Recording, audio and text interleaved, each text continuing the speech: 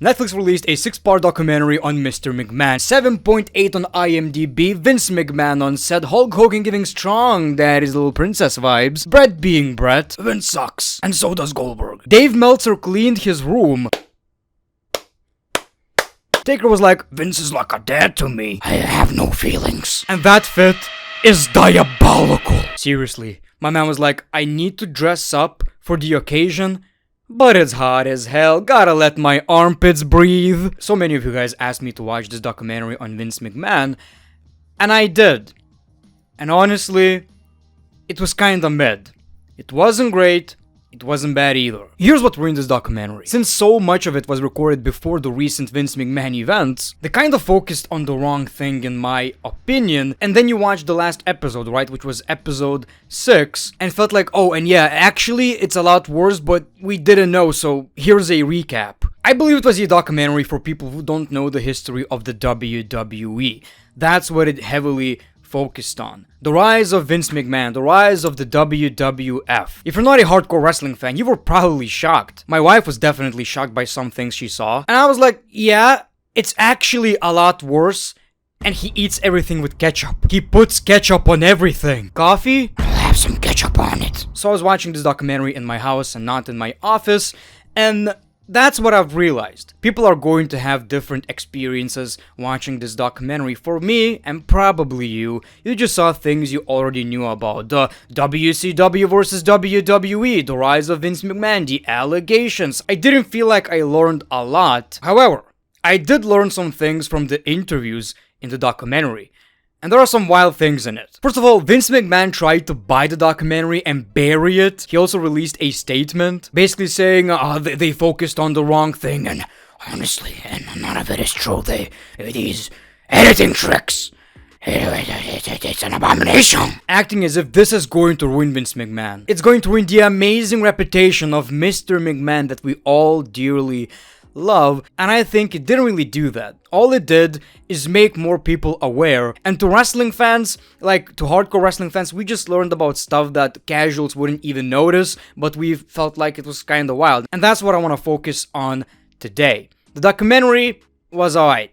If you're a WWE fan, wrestling fan, you already knew that shit. But there are some little nuggets right here that are really interesting. First of all, nothing new, but Vince McMahon is an absolute psychopath. He has no regrets for anything he did, and clearly has an explanation for everything.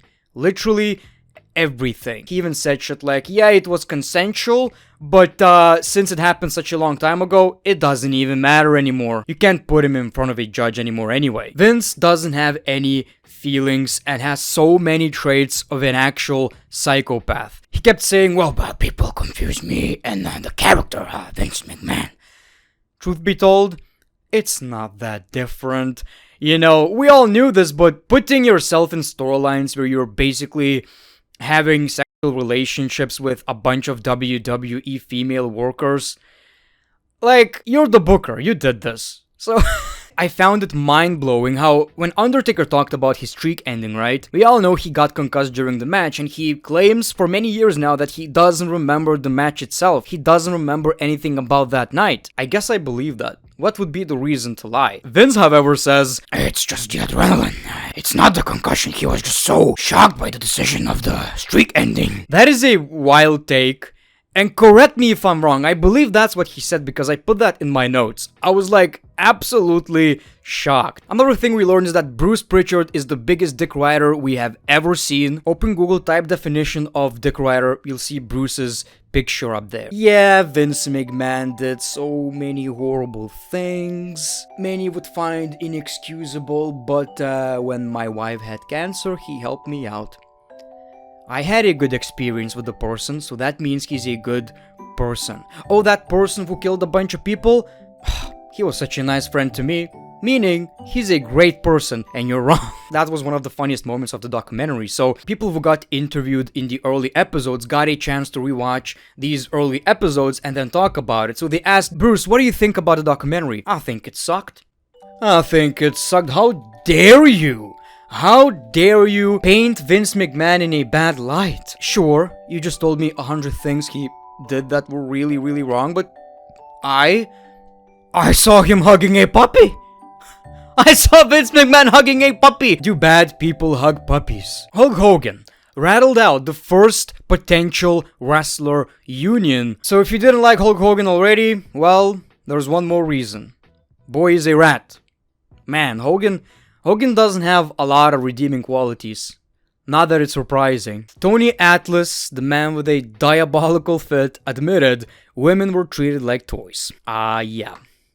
You know, the weird thing is, I do believe him in that one. WWF, WWE, it was a wild time, so we kinda need to remember it's not the same. Wrestling business is not the same, and some people say, I miss the good old days. You probably miss being young or some shit. Shawn Michaels and Triple H knew about the Montreal screw job, so not really shocking, not really surprising, but in this documentary, they pretty much said, Vince told us to lie, and we did.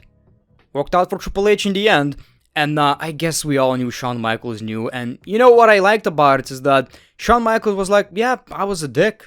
I was an asshole. You know, he knows that what he did to Bret was wrong.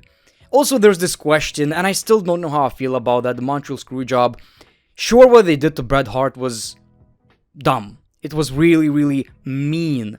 But at the end of the day, he did need to lose the championship if he's going to WCW, right? So I feel like it's one of these scenarios where you can't really tell what's wrong and right. That one's wild. Vince McMahon used real-life harassment lawsuit to inspire storyline. So that's what I'm talking about. He says Mr. McMahon and Vince McMahon, they're not the same person. There's a character and there's a real-life persona. But like, you're actually translating your real life shit to your television product, so that kinda says it all. Vince had his story idea in which he impregnates his daughter Stephanie. We all knew about that one, but I guess I just wanted to mention that because that's wild take. I think that's pretty fucking weird. The more I think about it, the more disgusted I am, honestly. So, Stephanie, I have this great storyline in mind. You're pregnant. That sounds nice, Dad. And the child is the semen product of Vincent Kennedy McMahon. Vince McMahon had a wild take on Owen Hart's death. We all know that he continued with the show, right? Which was just wild. He basically said, if my own son, if I died, I would want the show to continue. That's what I'm talking about. Man doesn't have feelings. It's all about the money. Stone Cold Steve Austin, Vince McMahon, and many others don't believe in long-term effects of CTE brain damage. And that's where I gotta disagree. I feel like, obviously, that's false. But they were talking about Chris Benoit. And I don't think that was the only thing that made Chris Benoit do what he did. I don't think you can point to CTE and say, well, that's why he did what he did. I don't think that's the case, honestly. And the most interesting part of the documentary to me was Shane McMahon, actually. First of all, Shane McMahon resents Vince refusing to buy UFC. So we always wonder if Shane McMahon is a good businessman or he's just not a McMahon. He doesn't have a McMahon bone in his body. Well, here you go. Shane McMahon was right. UFC is beyond successful, so I get where Shane is coming from. But most importantly, Shane McMahon seems like a nice dude. Maybe the only sane McMahon, insane McMahon at the same time. Everybody just keeps saying nice things about Shane. I've even seen tweets of people who work with Shane basically saying that he's just nice and maybe too nice. And, you know, he can't be like Vince because he's a good person. It's pretty emotional, you know, because Shane McMahon did all of the crazy shit he did in the WWE because he wanted a goddamn hug from his father. He wanted his father's acceptance. He even got emotional because he got a hug that night. And then you see the way Shane acts around his children, and then you realize he learned from his father what kind of father he shouldn't be. And in ways I do feel for Shane McMahon because Triple H, Stephanie, they're still in the WWE, they're doing shit, and Shane was just left behind. He sacrificed so much for this business, and it almost feels like he's not welcome in the WWE. But that was your Mr. McMahon documentary on Netflix. Let me know your thoughts in the comments below. What was your favorite moment, revelation? Again, if I wouldn't be a hardcore wrestling fan, I would enjoy the shit out of it. But I guess me, you, we kinda knew this stuff, and especially if you watched Dark Side of the Ring, well then you basically heard the same stories, and Dark Side of the Ring was better anyway, in my opinion. So thank you for watching this video, like, subscribe if you already didn't, help me out. I hate asking for this, but YouTube algorithm and shit. Thank you so much, The Great One. Peace, love, and hugs. It's been a pleasure.